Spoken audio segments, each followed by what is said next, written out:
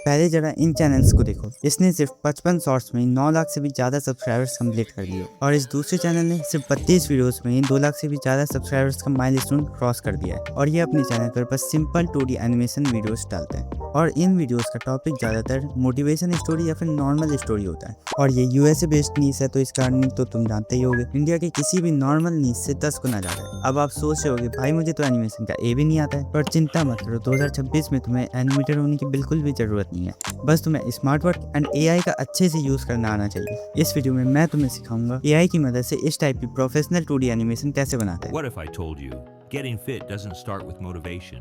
It starts with one tiny habit. Day 1, just 5 push-ups. No motivation, no energy, just discipline. Day 3, it feels easier. Day 7, something changes. That one habit builds momentum.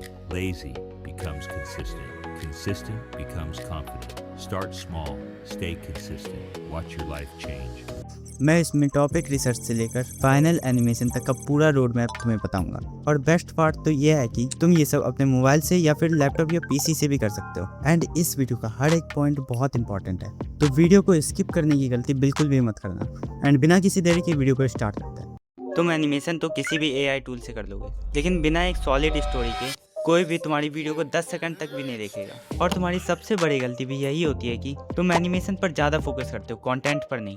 And तुम्हें भी इन creators के जैसे retention चाहिए, तो तुम्हें ऐसी story की ज़रूरत होगी जो ऑडियंस को तुम्हारे वीडियो से हुक करके रखे। तो फिर स्टोरी एंड आइडियाज़ ढूंढने के लिए तुम चैट जीपीटी का यूज़ कर सकते हो। तो फिर सबसे पहले चैट जीपीटी को ओपन कर लो। और हाँ, मैंने तुम्हें डिस्क्रिप्शन में एक ड्राइव लिंक दिया है जिसमें तुम्हें 2 प्रॉम्प्ट दिखेगी, एक टॉपिक के लिए और दूसरा स्क्रिप्ट के लिए। तो फिर सबसे पहले टॉपिक वाले प्रॉम्प्ट को कॉपी करके चैट जीपीटी में पेस्ट कर देना है। एंड यहाँ पर लिखो तुम्हें किस टाइप की एनिमेशन चाहिए, जैसे हॉरर या कॉमेडी। मैं यहाँ पर डेली फिटनेस टिप्स लिख देता हूँ। फिर ये तुम्हें 10 यूनिक आइडियाज़ दे देगा जिस पर तुम वीडियो बना सकते हो। एंड फिर जैसे ही तुम्हारा टॉपिक रेडी हो जाएगा, वहाँ से सेकंड प्रॉम्प्ट को भी कॉपी कर लो एंड चैट जीपीटी में पेस्ट करके फिर यहाँ पर तुम्हें जो टॉपिक अच्छी लगती है उसको कॉपी करके पेस्ट कर दो।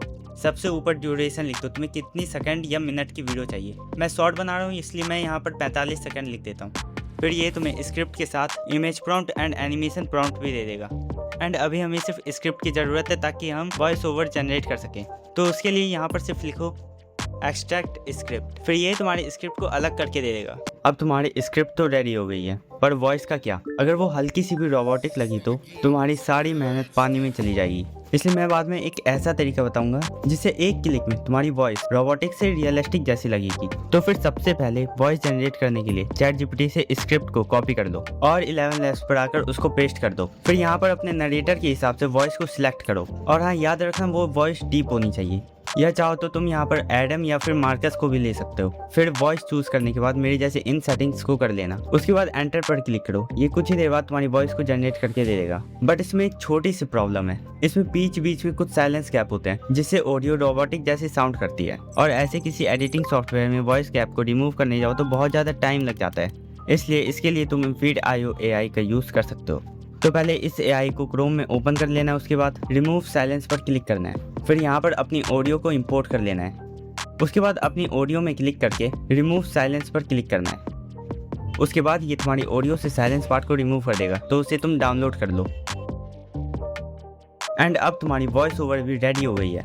तो अब हमें इमेज जनरेट करके उसको एनिमेट करना है। बट इसमें भी एक प्रॉब्लम है, इसमें हर सीन में इमेज कंसिस्टेंस नहीं हो पाता है जिससे एनिमेशन देखने में बेकार लगती है। तो इसका भी एक सॉल्यूशन मैं आगे बताऊंगा। तो इमेज जनरेट करने के लिए एंड उसको एनिमेट करने के लिए हम एक ही AI टूल का यूज़ करने वाले हैं जिसका नाम है Flow AI।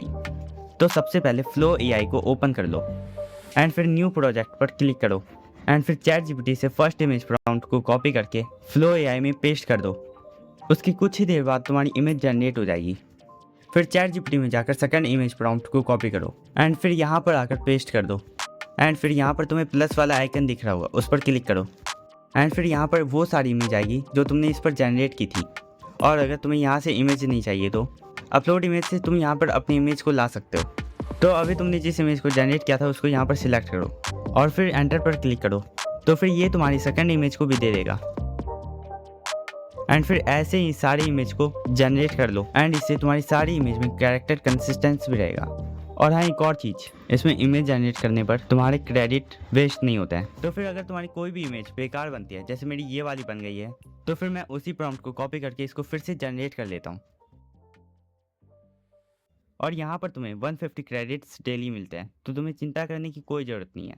तो इमेज तो हमारी सारी जनरेट हो गई है एंड अब हमें इसको एनिमेट करना है। तो पहले प्लस वाले आइकन पर क्लिक करो, उसके बाद जिस भी इमेज को एनिमेट करना है उस पर क्लिक करो, फिर चैट जीपीटी से उस एनिमेशन प्रॉम्प्ट को कॉपी करके यहाँ पर पेस्ट कर दो और इसकी सेटिंग बिल्कुल मेरे जैसी ही रखना।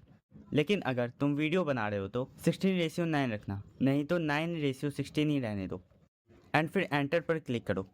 उसके बाद ये कुछ ही देर में तुम्हारे इमेज को एनिमेट करके दे देगा। उसके बाद अपने सारे इमेज को एनिमेट कर लेना है। और हाँ, एक और चीज़ मैं बता देता हूँ, मेरे एक अकाउंट में सारे क्रेडिट्स ख़त्म हुए थे और मेरे 3-4 इमेज एनिमेट करने के लिए अब भी रह रहे थे। तो फिर उसके बाद मैंने इस अकाउंट से लॉग आउट करके दूसरे जीमेल अकाउंट से लॉगिन किया और फिर उन इमेजेस को एनिमेट किया। तो फिर अगर तुम्हारे भी एक अकाउंट में सारे क्रेडिट्स खत्म हो जाए तो तुम भी दूसरे अकाउंट से उसको एनिमेट कर सकते हो। तो उसके लिए तुम्हें ज़्यादा कुछ नहीं करना है, बस तुम्हें उन सारे इमेजेस को डाउनलोड कर लेना है जो तुम्हें एनिमेट करनी है। फिर दूसरे अकाउंट में लॉगिन करके अपलोड इमेज पर क्लिक करना है और फिर उन सारे इमेजेस को अपलोड कर लो जो तुम्हें एनिमेट करनी है। और फिर उसके बाद चैट जीपीटी से प्रॉम्प्ट को कॉपी करके यहाँ पर पेस्ट कर दो और एंटर पर क्लिक करके अपने सारे इमेजेस को एनिमेट कर लो एंड फिर जब सब एनिमेट हो जाए तो उन वीडियोस को डाउनलोड कर लो।